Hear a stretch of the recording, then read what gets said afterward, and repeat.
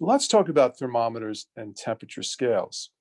So a thermometer is a device which comes in thermal equilibrium with some other object and determines its temperature once it's at equilibrium with that. This requires that we must come up with some temperature scale, which allows us to relate the temperature of one object to another object, okay? This is a way of standardizing, and we have different units associated with temperature, okay? Oh, come on, erase. So thermometers used to measure the temperature of an object. Basically, they make use of some physical property that can change with changing temperature, or some other uh, property. Well, an electrical property could be a physical property. But many of these properties can include the volume of a liquid. Mercury and alcohol thermometers will change the volume of the liquid, and the meniscus will go up and down, indicating the temperature. Length of a solid. Bimetallic thermometers oftentimes will use wound coils. And as the length of the solid expands or contracts with different temperatures, that will be transferred to a scale or a dial and tell us the temperature. Older thermometers tended to use the pressure of a gas held at constant volume, or the volume of gas held at constant pressure. This is the old thermoscope developed by Galileo. Of course, in the digital age, it's much easier to convert an electronic signal to a digital reading. So we can use things such as electrical resistance, or we can use other properties that will change. Some, such as the thermocouple, will actually develop a voltage across two different metals for a given temperature. For the hottest objects, we can actually look at their black body radiation, okay? This leads to a color change. You've heard the term red hot and white hot. What they're actually referring to is the peak wavelength at which an object glows. We basically glow around 10 microns. We're not really warm enough for visible light to be given off. But hot coals will tend to glow red or reddish orange, whereas a filament from a light bulb might be white hot. So again, all these different physical properties can be used to develop some type of thermometer, and we can calibrate those thermometers against known physical quantities.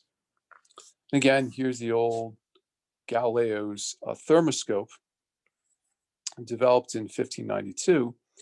And this is a very crude device which we could use to take the temperature of a person. You can put your hands on the bulb of gas. The gas would increase in temperature, PV equals nRT. It would therefore increase the volume of the gas and push a meniscus down. As the bulb cooled off, the water would flow back up the rod. Again, fairly crude device, not all that accurate, but it did what it was intended to do. Here's a more complicated version of the same thing. This looks very much like a barometer, so we have got to be careful of the outside pressure on this one. As the pressure changes, it can change, what the reading is. But here, a gas is heated or cooled, causing it to expand or contract, and that pressure pushes on a column of mercury. Again, not all that accurate. Here are some very simple, cheap thermometers. Up here we have alcohol thermometers where we've added red dye to the alcohol. Down here we have mercury thermometers. Now, alcohol thermometers are somewhat problematic because if you drop them, if you overheat them, they tend to develop bubbles in them, and they completely lose their calibration as a result. Mercury thermometers are a little bit better in terms of that type of failure. But of course, if you drop them and they break, mercury is a highly toxic metal. So that mercury can get into the environment. Okay. Again, fairly inexpensive. A simple way to tell temperature: as the liquid expands, the column of liquid, or the capillary of liquid, travels further and further up the tube. Here is a bimetallic thermometer you might find in an oven. Okay. In this, they take two different metals. One is usually brass, one is usually steel. Actually, the top would be perhaps steel. The bottom would be a weaker metal, such as brass. Now, the brass, being a weaker metal, will expand more under an increased temperature. Now, what they actually do is they take this bimetallic strip and they wind it within this column right here. And as the brass expands, it causes the coil to wind tighter or wind looser, depending on the way that it's set up. Depends on if the brass is on the outside or the inside. This unwinding of the coil as it heats up will cause the thermometer dial to change. And if this is well calibrated, this can be a fairly effective way in determining temperature. Again, you can see the winding of the metallic strip right there and how that can be transferred to the rotational position of the dial. These bimetallic strips, by the way, are used in circuit breakers, where what happens with the circuit breaker is if I send too much current through here, the bimetallic strip will actually bend and break contact with the circuit to prevent the circuit from being overloaded. So very similar to that type of process that we're going to talk about later on. A thermoelectric thermometer. Some thermometers rely on the electrical properties of a device. And as the temperature changes, that can change the properties. Some of these are simply two different metals welded together to produce a thermocouple. Some of these are resistant thermometers, where the resistance of the thermometer changes as a function of temperature. Here you can actually see how the resistance goes down for this thermistor as a function of temperature. Semiconductors tend to lose their resistivity at higher temperatures because they develop more holes and free electrons. Metals tend to be the opposite. They actually increase in resistivity as the temperature goes up. But again, just about any material can be used, for a thermometer if we can somehow measure how its electronic properties change. Again, one of the most common things is to monitor resistance. How does resistance change as a function of temperature? This can be converted to a voltage. The voltage can be digitized and then read out by a digital device or read by a computer. So electronic thermometers are very, very useful for this. Infrared thermometers use something called black body radiation. We'll talk about that at the end of the chapter. Black body. Black body is a material or an object whose surface is so dark it doesn't reflect any light. And black bodies are the perfect emitter. Okay? As the surface of an object becomes more and more reflective, it's sort of a reversible type of effect. The more that an object reflects, the less that it absorbs or emits. So shiny surfaces are actually very poor black bodies. But in any case, all objects give off thermal radiation, which is somehow connected with their temperature. We give off thermal radiation around 10 microns. That's why this ear thermometer here is very effective in reading our body temperature simply by pointing it down our ear canal. Other infrared thermometers simply look at the light given off by different objects at different temperatures. And they, of course, can determine the temperature completely from the infrared spectra coming from the device. Okay, so we need temperature scales. We need a way to compare the temperature of one object to another. Well, the most common scale, which is used today, we use it quite a bit in weather, is the Fahrenheit scale. Okay, it is based on,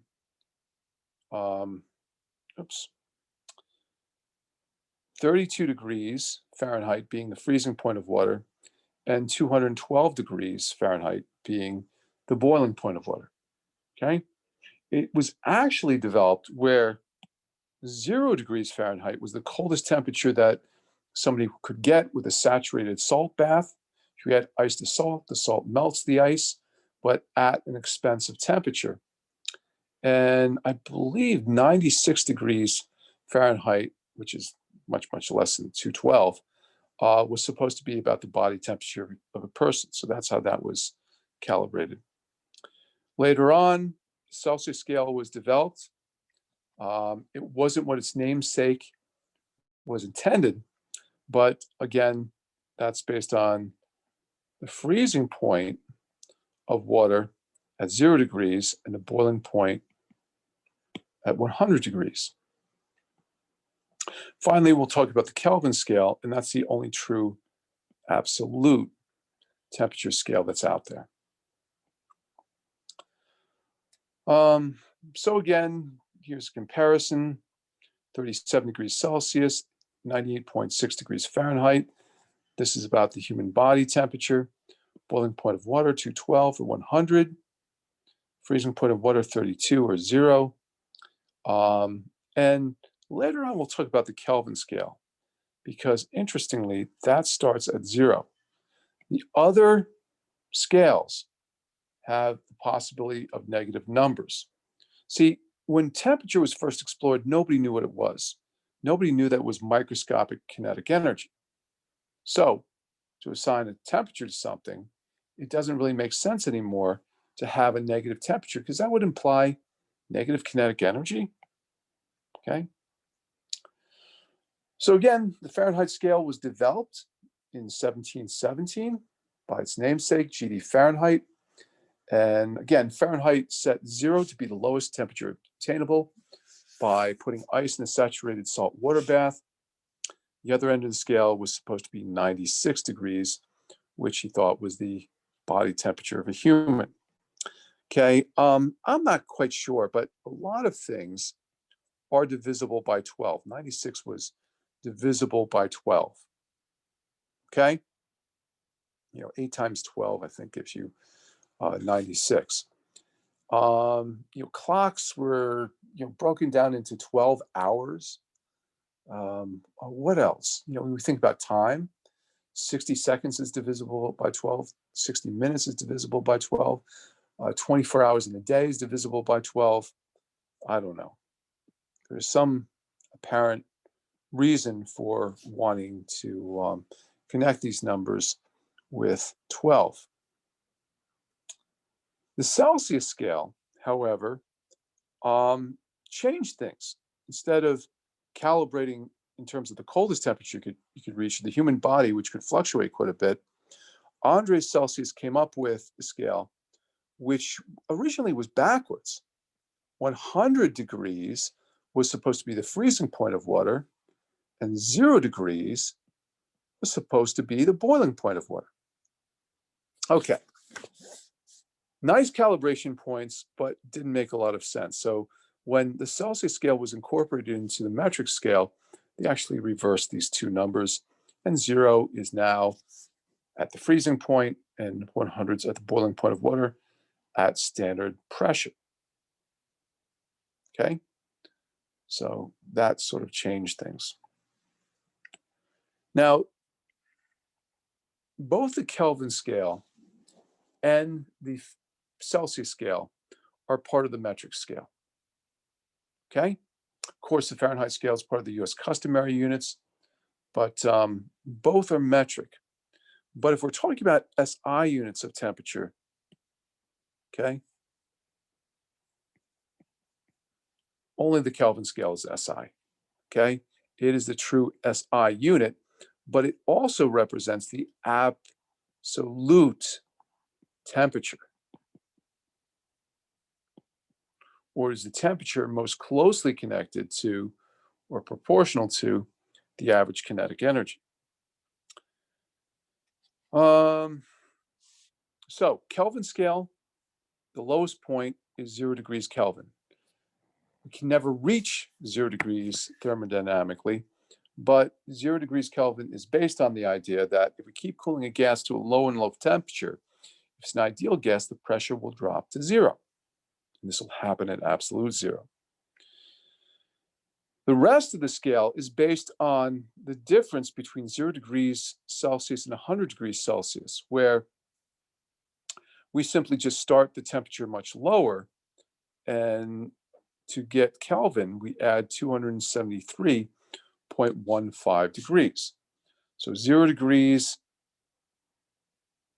Celsius is 273 degrees Kelvin, or 273.15. 100 degrees is 373.15 degrees Kelvin. Now again, the Kelvin scale was developed by its namesake. His name was actually William Thomson, but when he received a royal appointment, his name became Lord Kelvin. And he came up with this through basically figuring out that, okay, everybody knew that pressure was related to temperature, okay? So when graphing your data, pressure and temperature, you would get a straight line, okay? There would be this linear relationship between what the pressure was and what the temperature was. However, Kelvin took a look and said, well, I can't get data points down here because I just don't have the technology. But if I were to extend the line down this way and looked at where it crossed the x-axis, temperature axis, that would be where the pressure went to 0, okay? That happened exactly at negative 273.15 degrees Celsius, okay? So we imagine if the pressure drops 0 there, we can't have anything less than 0 pressure. That must be the coldest possible temperature. And that's where he set 0 degrees Kelvin to be. Notice when we write 0 degrees Kelvin, we write it without a degree. Like if I were to write, I don't know, 32 degrees Fahrenheit, I need that little degree mark there. If I were to write 0 degrees Celsius, again, I'd have the degree mark there. But we don't do that for Kelvin because, again, that represents absolute temperature. And regardless of the gas, you can do this again and again. You will always get this intersection at negative 273.15 degrees Celsius if you extrapolate backwards. Okay.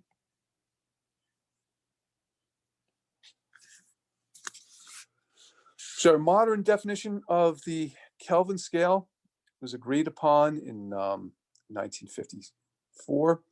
It's actually not only based on absolute 0, but rather than the freezing point of water, they base it on what's called the triple point of water. Okay, what do I mean by triple point? Well, if you look at a phase diagram, here is water at normally 1 atmosphere. Okay, right up here. Okay, at 1 atmosphere, it becomes frozen at 0 degrees Celsius, and that's fine. But what we watch is if we go up and down this line, any fluctuation in pressure is going to create a slight fluctuation in temperature. So just using the freezing point of water at normal atmospheric pressure leads to a bit of uncertainty. Okay? So instead they figured, okay, there is a unique point on this phase diagram. It's called the triple point. It's where water can exist in its liquid phase, its solid phase and its gaseous phase simultaneously. And this happens at a very specific temperature and at a very specific pressure. Okay? So that became the other calibration point rather than the freezing point of water, the triple point of water, where 273.16 degrees Kelvin was the triple point of H2O.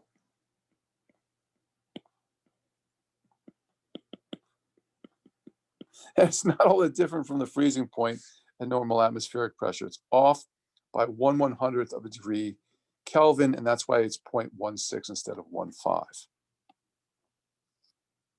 All right. Okay, let's look at some different temperatures at different temperature scales, mainly Kelvin. We'll go from some of the coldest temperatures we've ever seen to some of the highest temperatures that we can produce in a laboratory.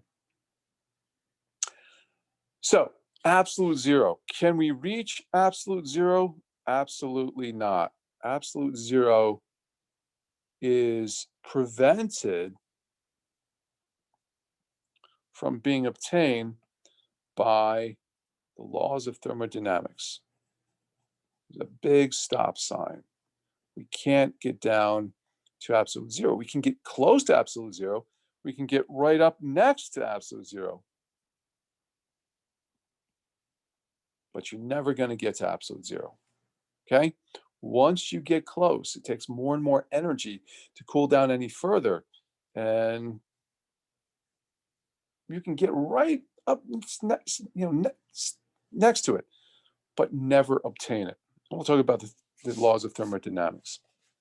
So the coldest possible temperature is negative 459 degrees Fahrenheit, negative 273.15 degrees Celsius, or simply just 0 K.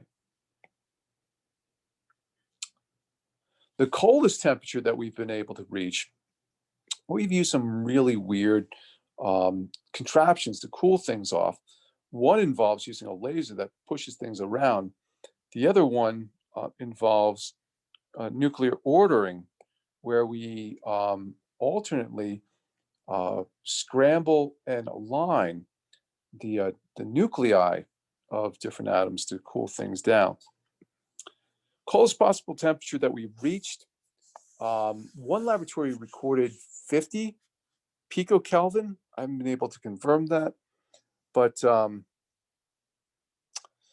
the coldest temperature that I'm aware of, they were able to take 2 grams of rubidium and cool it down to 100 picofarads. Picokelvin, sorry. Just to get an idea, milli is 10 to the minus 3, micros 10 to the minus 6, nano is 10 to the minus 9. So pico represents 10 to the minus 12. So this was 10 to the minus 10 degrees Kelvin. Okay? Can't get much closer to absolute zero than that. All right? So that's like 0.00000000001 degrees Kelvin. Why can't we reach zero? Well, thermodynamics just doesn't allow it. Coldest possible temperature. Other interesting temperatures. Helium is a liquid at normal atmospheric pressure at 4 degrees Kelvin. Okay? So when we want to really cool something down to a really low temperature, we can initially cool it with liquid helium and then use other tricks to get it even colder. So when they hit this very low temperature, okay, 100 picokelvin, what they did first is cool the whole system down using liquid helium to get down to about 4 degrees Kelvin, okay? Then they used what's called a helium-3 dilution refrigerator, which uses a crazy thermodynamic process, but in any case can get them down into the millikelvin range. After being down in the millikelvin range, I actually got to use one of these when I worked for some professors. Nothing really fancy, but we would cool samples for a particle accelerator at Los Alamos. And I got to do that for a summer when I was an undergraduate. So that was really kind of a neat thing. In any case, I digress. After that, they used the nuclear ordering to get down into this pico-Kelvin range, okay? Probably more accurately, the nano-Kelvin to pico-Kelvin range, okay? So liquid helium, very expensive, okay? Not only is helium gas expensive, but the energy needed to cool liquid helium to this very, very cold temperature is also an expensive process. The neat thing about liquid helium is it's a superfluid, which means once you start it in motion, okay, it'll keep flowing forever. It has no viscosity, zero viscosity.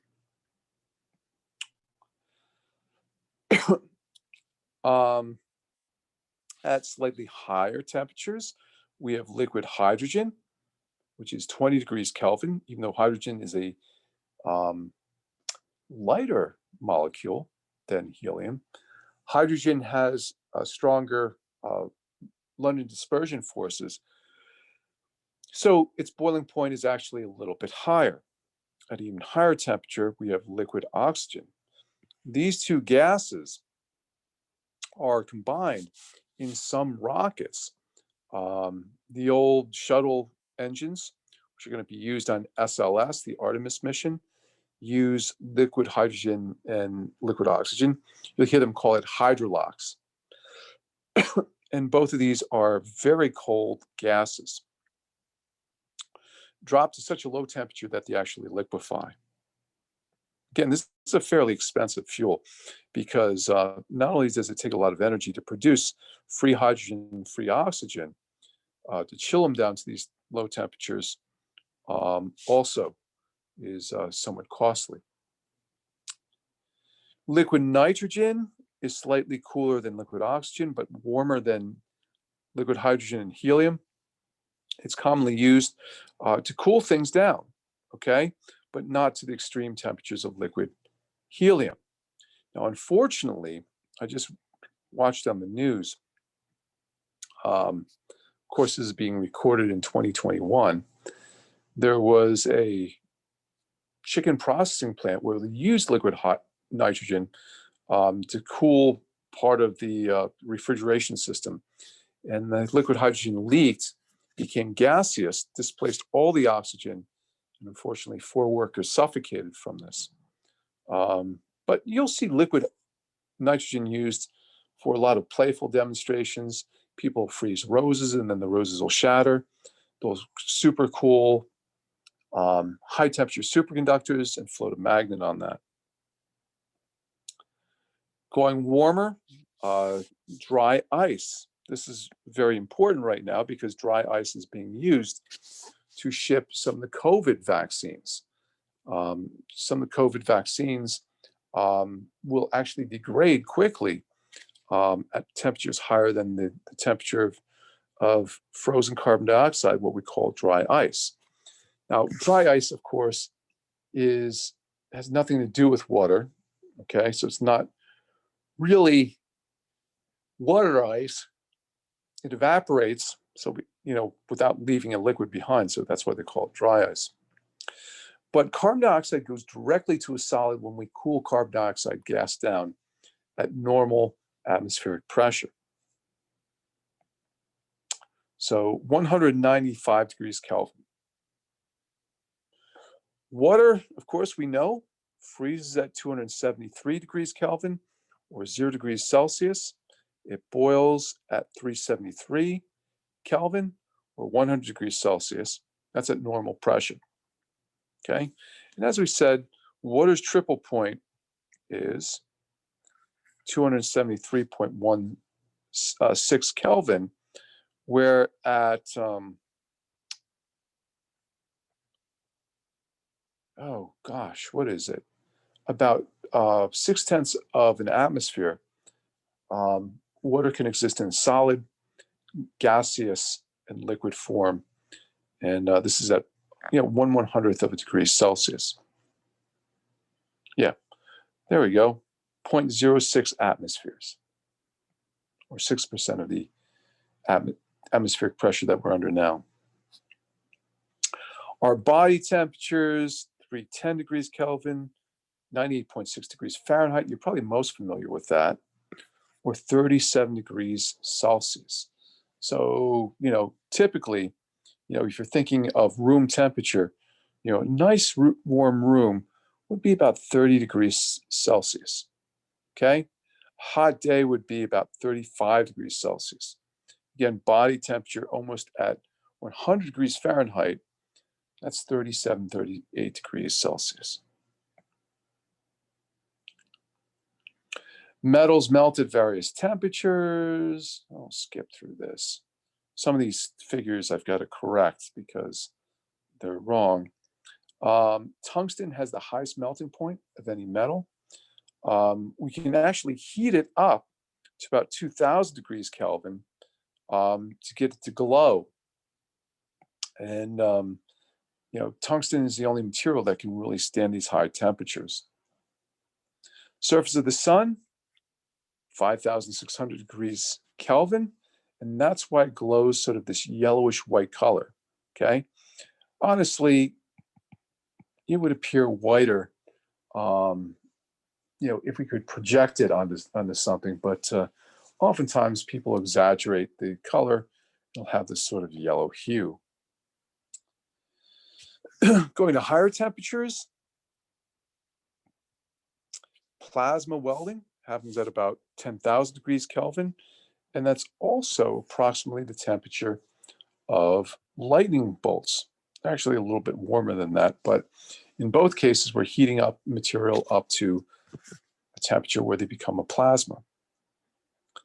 If you want to go really hot, the surface of the sun, we've already said, it's about 5,600 degrees Kelvin. That's nothing compared to the interior. We go all the way to the interior. The core, where nuclear fusion is taking place, is about 10 megakelvin, okay, about 10 million degrees Kelvin. And at the center of the sun, where the temperatures are even higher, it's about 16 megakelvin, okay? So you think the surface of the sun is hot? It's nothing compared to the interior, okay? The interior, significantly hotter, many orders of magnitude, in fact, hotter. Going up in temperature, if you want to get destructive, thermonuclear weapons explode at about 350 million degrees Kelvin. Thermonuclear weapon is a weapon which is triggered by a fission reaction, which then triggers an even larger fusion reaction, okay? Usually of heavy isotopes of hydrogen, deuterium, and tritium. Due to their very, very high temperatures, these devices are extremely destructive, creating a hot fireball and a shock wave which propagates in all directions, destroying everything. When the bomb is first detonated, the first thing it gives off are X-rays because of the high temperatures. If the X-rays don't kill you, the sheer heat radiation from the expanding fireball will be very, very dangerous and create third-degree burns miles away from the explosion. And of course, if that's not a problem, we also have the radioactive fallout. Okay, so again, very high temperatures.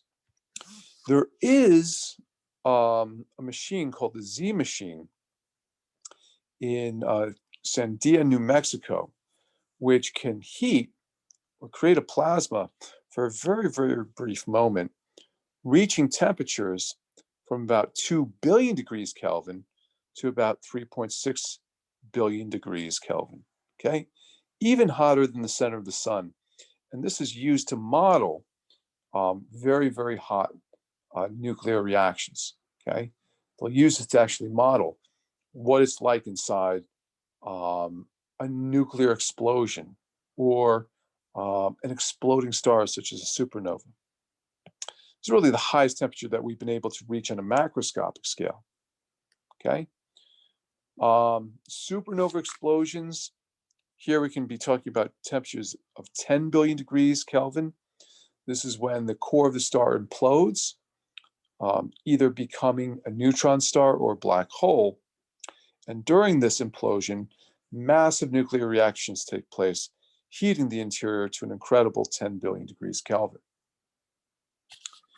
We can simulate some of these very, very, very high temperatures, or some of the high temperatures that occurred early on in the universe, by slamming particles into one another. There is a large collider in Long Island at Brookhaven National Laboratories, which accelerates nuclei from gold atoms at each other at such a high speed, nearly at the speed of light, that they create a microscopic fireball at about 1 trillion degrees Kelvin. That's not enough for you. CERN, which is the most powerful particle accelerator in Europe, can reach temperatures on an even smaller scale of 10 trillion degrees. And of course, the highest temperatures ever existing in the universe happened during the Big Bang, or happened during the initial expansion of the universe, when the universe was very small. The universe has since expanded and cooled at the same time, and it's expanded from a size about that of an atom, I don't even know what the temperature was back then, to its current size, tens of billions of light years across, where now our temperatures drop down to about 2 degrees Kelvin for the entire universe. So that's our little tour of different temperatures. Okay. If you want to convert from one scale to another, here are some useful equations for you. To get degrees Celsius from Kelvin, well, as we said before, they're just offset by 273.15 degrees. So the Kelvin number is always going to be larger than the Celsius number. So we subtract off to go from Kelvin to Celsius, and we add to go from Celsius to Kelvin. Fahrenheit to Celsius, or Celsius to Fahrenheit. If we want to go from Celsius to Fahrenheit, we use this equation right here, okay? Plug in your value for temperature in Celsius, multiply it by a fraction, 9/5, then subtract off 32, where 32 is the freezing point of water. If we want to go from Fahrenheit to Celsius, we subtract the 32 off first, and then multiply by a fraction, 5/9. This will give us the temperature in Celsius. Now, what's interesting is the difference in temperature, Celsius, is exactly the difference in temperature in Kelvin, okay? There's no difference. If I go up by 10 degrees Kelvin, I'm going up 10 degrees Celsius. What is difference between these two scales is Celsius starts at the freezing point of water, Kelvin starts at absolute zero, okay? Of course, if you want to compare the change in temperature Fahrenheit, the change in temperature Celsius, Celsius is a slightly larger unit, which means that if we want to go to Fahrenheit, we've got to multiply it by a ratio greater than 1. So 9/5.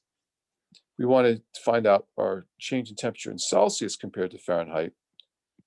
Then we multiply it, let me make that look like a C, by 5/9.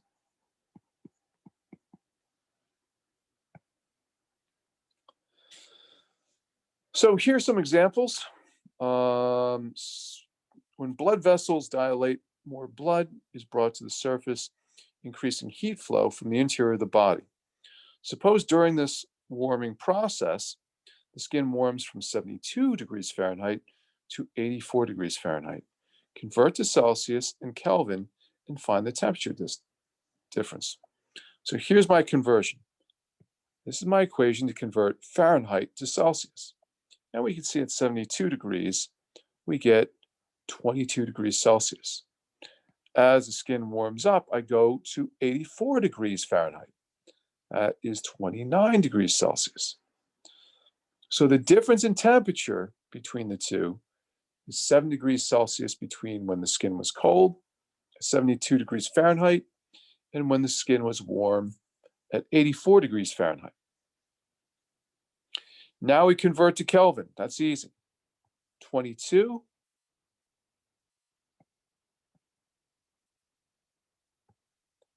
just add 273.15, and we get our temperature in Kelvin. 29 plus 273.15 is 292 degrees Kelvin. So again, the temperature difference is also 7 degrees Kelvin. No surprise.